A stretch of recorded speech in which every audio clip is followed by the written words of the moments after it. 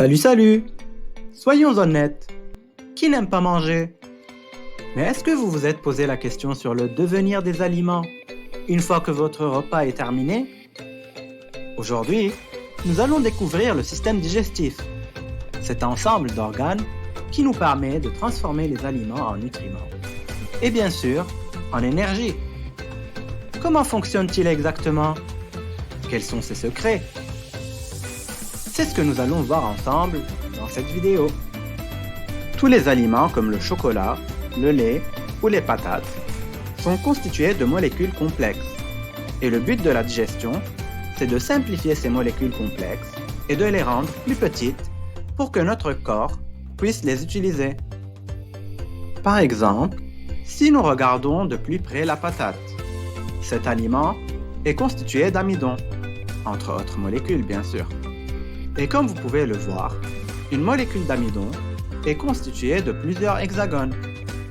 Chaque hexagone représente une ose simple. Les oses simples sont les molécules de base qui vont servir pour construire la molécule d'amidon. Comme je vous ai expliqué tout à l'heure, le but de la digestion, c'est de réduire les molécules complexes en molécules simples, ou nutriments. Et cela va pouvoir se faire grâce à des ciseaux spéciaux qu'on appelle des enzymes. Ces enzymes vont avoir la capacité de couper ces molécules en petits morceaux. Et ces petits morceaux vont être utilisables par notre corps pour la croissance, le maintien de nos cellules en vie, ainsi que pour nous fournir de l'énergie. Il faut savoir que chaque enzyme a des conditions particulières pour travailler. Oui, les enzymes sont exigeantes. Certaines exigent un milieu acide pour pouvoir couper les aliments, d'autres un milieu basique, et certaines enzymes un milieu neutre. C'est pour cela que notre système digestif est divisé en plusieurs parties, et chaque partie assure des conditions particulières pour le bon fonctionnement des enzymes et donc de la digestion. Avant de continuer à détailler la digestion, ouvrons une petite parenthèse sur la composition des aliments. Tous les aliments que nous mangeons sont constitués majoritairement de 3 familles de molécules: les glucides, les protides et les lipides. Des exemples d'aliments contenant beaucoup de glucides sont les pâtes et le pain. Les molécules les plus grandes et complexes des glucides sont appelées les polysaccharides, comme par exemple l'amidon. Notre système digestif a pour but de les rendre sous leur forme la plus simple possible, c'est-à-dire des oses simples. Des aliments contenant beaucoup de protides sont par exemple la viande et le lait. On dit que ces aliments sont riches en protéines.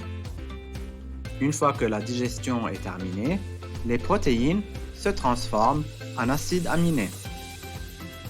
Le beurre et l'huile sont des exemples d'aliments qui sont riches en lipides. Les triglycérides, qui font partie de ce groupe, seront digérés en acides gras et glycérol. Bref, je ne vais pas vous embêter plus que ça avec les molécules. Et si vous êtes intéressé de savoir un peu plus sur ces familles biochimiques, je ferai une vidéo plus détaillée sur ce sujet ultérieurement. Revenons à la digestion. Pour bien digérer vos aliments, votre système digestif repose sur 2 types de digestion: la digestion mécanique et la digestion chimique. La première a pour but de déchiqueter les aliments et de les rendre comme une sorte de bouillie, ce qui va faciliter la tâche à la digestion chimique qui repose sur ces fameux ciseaux ou enzymes qui vont transformer les molécules complexes des aliments en nutriments. La digestion commence par la bouche. Vos dents vont servir à broyer les aliments. Donc cette étape fait partie de la digestion mécanique. Mais ce que beaucoup de personnes ne connaissent pas, c'est qu'à ce stade, la digestion chimique commence. En effet, dans la bouche, il y a des glandes salivaires qui sécrètent de la salive contenant une enzyme appelée amylase, qui a pour but de digérer l'amidon. Une fois que cette étape est terminée, les aliments passent par l'œsophage, qui est un tube musculaire à sens unique qui transporte le bol alimentaire vers l'estomac.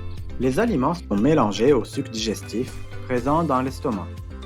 Le milieu à l'intérieur de l'estomac est très acide, dû à la présence d'acide chlorhydrique qui aide à mieux digérer les aliments. Et dans ce suc digestif, il y a plusieurs enzymes qui ont besoin d'un milieu acide pour bien fonctionner.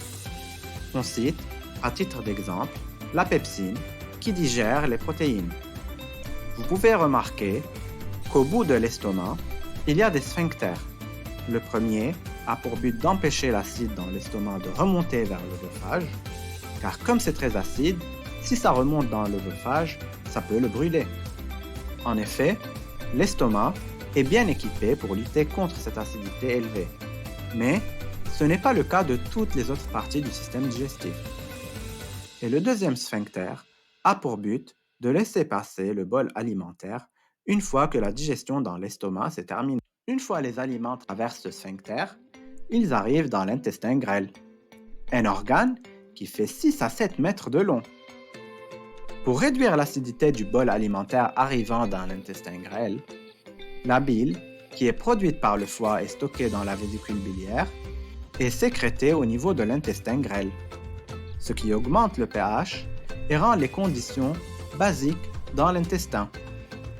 Cela est convenable aux enzymes qui vont intervenir à cet endroit.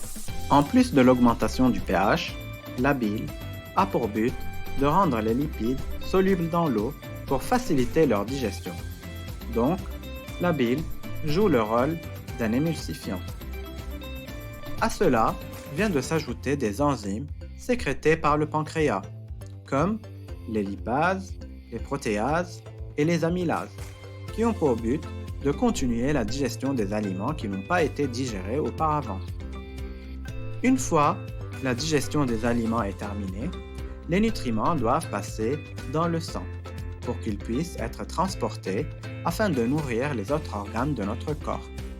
Le passage des nutriments de l'intestin vers le sang s'appelle l'absorption intestinale, car cette étape se passe majoritairement au niveau de l'intestin grêle. Pourquoi? Car l'intestin grêle a une paroi très fine, ce qui permet le passage des nutriments de la lumière intestinale, c'est-à-dire l'intérieur de l'intestin, vers le sang. Sur cela s'ajoute le fait que l'intestin grêle offre une grande surface d'échange entre le sang et l'intérieur de l'intestin grêle, grâce à des structures qu'on appelle les villosités intestinales. En plus des villosités intestinales, s'ajoute la présence de microvillosités. Tout cela a pour but d'augmenter la capacité d'absorption de l'intestin grêle. Après l'intestin grêle, les aliments non digérés arrivent dans le gros intestin, qui est le lieu de l'élimination des déchets.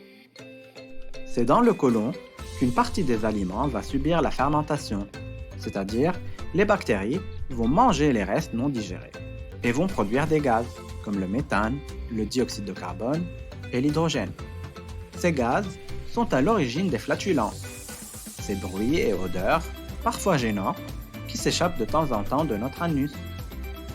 Le côlon absorbe aussi l'eau et les sels minéraux, ce qui permet de former les sels, qui sont ensuite stockés dans le rectum, avant d'être expulsés par l'anus lors de la défécation, c'est-à-dire le passage aux toilettes.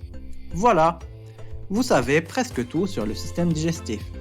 Cet incroyable système qui nous permet de profiter des plaisirs de la table, mais aussi de fournir à notre corps les éléments dont il a besoin pour vivre. Si vous avez aimé cette vidéo, n'hésitez pas à la liker, à la partager, à vous abonner à ma chaîne et bien sûr à activer la cloche pour ne rien rater. Je vous dis à bientôt pour une nouvelle aventure scientifique. Ciao!